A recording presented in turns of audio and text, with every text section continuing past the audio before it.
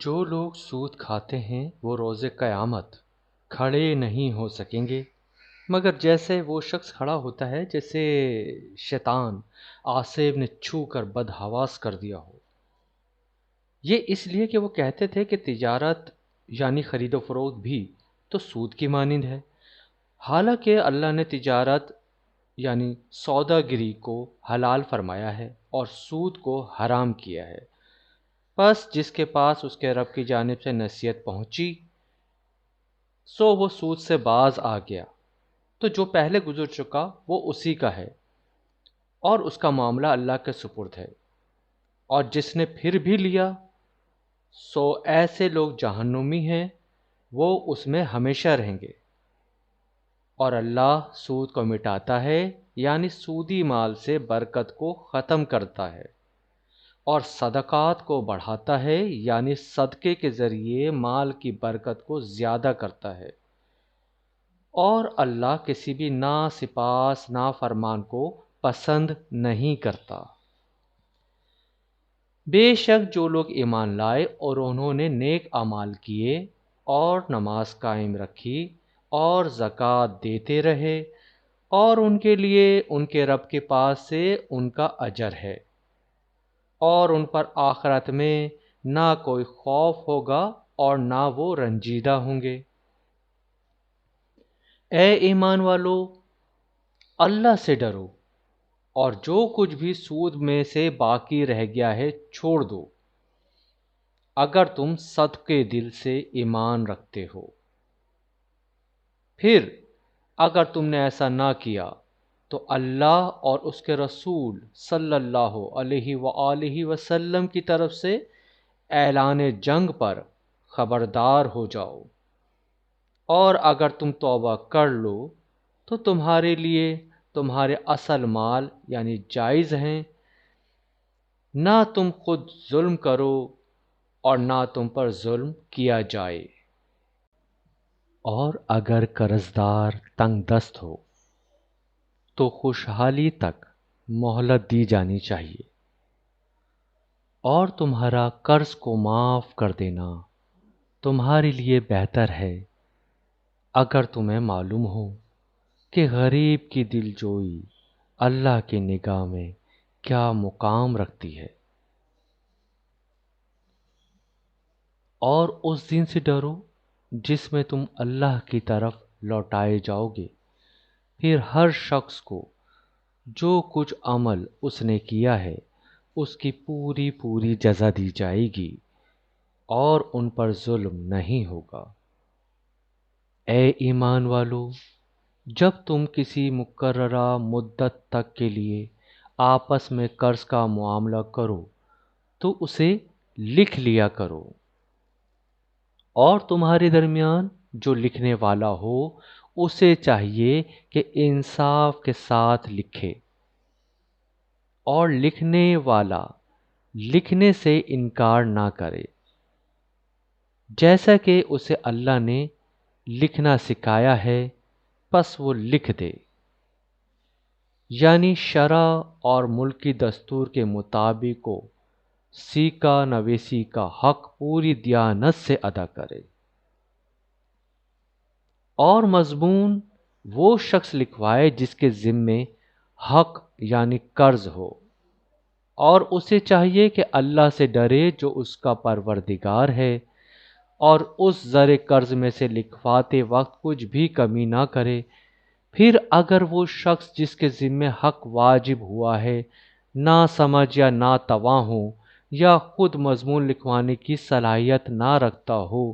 تو اس کے کارندے کو چاہیے کہ وہ انصاف کے ساتھ لکھوا دے، اور اپنے لوگوں میں سے 2 مردوں کو گواہ بنا لو۔ پھر اگر دونوں مرد میسر نہ ہوں تو 1 مرد اور 2 عورتیں ہوں، یہ ان لوگوں میں سے ہوں جنہیں تم گواہی کے لیے پسند کرتے ہو یعنی قابل اعتماد سمجھتے ہو، تاکہ ان 2 میں سے ایک عورت بھول جائے تو اس ایک کو دوسری یاد دلا دے، اور گواہوں کو جب بھی گواہی کے لیے بلایا جائے وہ انکار نہ کریں۔ اور معاملہ چھوٹا ہو یا بڑا اسے اپنی میعاد تک لکھ رکھنے میں اکتایا نہ کرو۔ یہ تمہارا دستاویز تیار کر لینا اللہ کے نزدیک زیادہ قرین انصاف ہے اور گواہی کے لیے مضبوط تر، اور یہ اس کے بھی قریب تر ہے کہ تم شک میں مبتلا نہ ہو، سوائے اس کے کہ دست بدست ایسی تجارت ہو جس کا لین دین تم آپس میں کرتے رہتے ہو، تو تم پر اس کے نہ لکھنے کا کوئی گناہ نہیں۔ اور جب بھی آپس میں خرید و فروخت کرو تو گواہ بنا لیا کرو، اور نہ لکھنے والے کو نقصان پہنچایا جائے اور نہ گواہ کو۔ اور اگر تم نے ایسا کیا تو یہ تمہاری حکم شکنی ہوگی، اور اللہ سے ڈرتے رہو، اور اللہ تمہیں معاملات کی تعلیم دیتا ہے، اور اللہ ہر چیز کو خوب جاننے والا ہے۔ اور اگر تم سفر پر ہو اور کوئی لکھنے والا نہ پاؤ تو با قبضہ رہن رکھ لیا کرو۔ پھر اگر تم میں سے ایک کو دوسرے پہ اعتماد ہو تو جس کی دیانت پر اعتماد کیا گیا اسے چاہیے کہ اپنی امانت ادا کر دے، اور وہ اللہ سے ڈرتا رہے جو اس کا پالنے والا ہے۔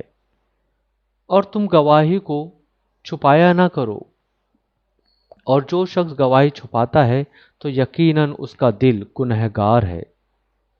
اور اللہ تمہارے اعمال کو خوب جاننے والا ہے۔ اور جو کچھ آسمانوں میں ہے اور زمین میں ہے سب اللہ کے لیے ہے۔ وہ باتیں جو تمہارے دلوں میں ہیں خواہ انہیں ظاہر کر دیا یا انہیں چھپاؤ، اللہ تم سے اس کا حساب لے گا۔ پھر جسے وہ چاہے گا بخش دے گا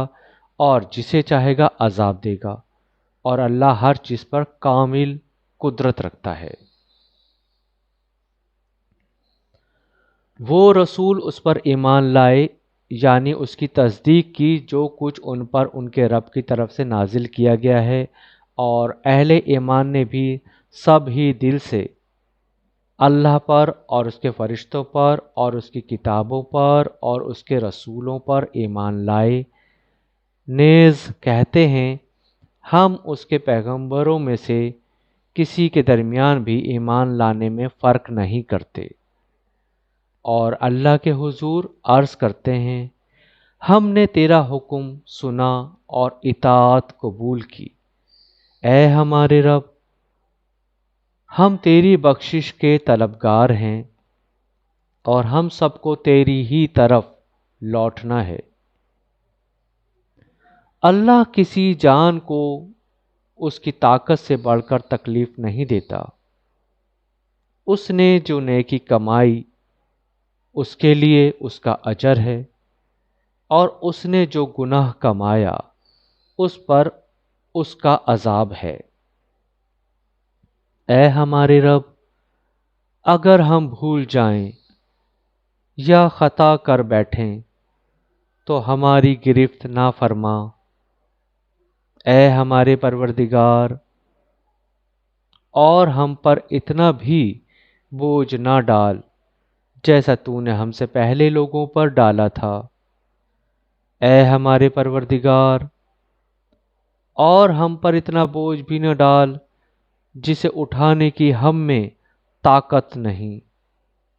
اور ہمارے گناہوں سے درگزر فرما اور ہمیں بخش دے اور ہم پر رحم فرما۔ تو ہی ہمارا کارساز ہے، پس ہمیں کافروں کی قوم پر غلبہ عطا فرما۔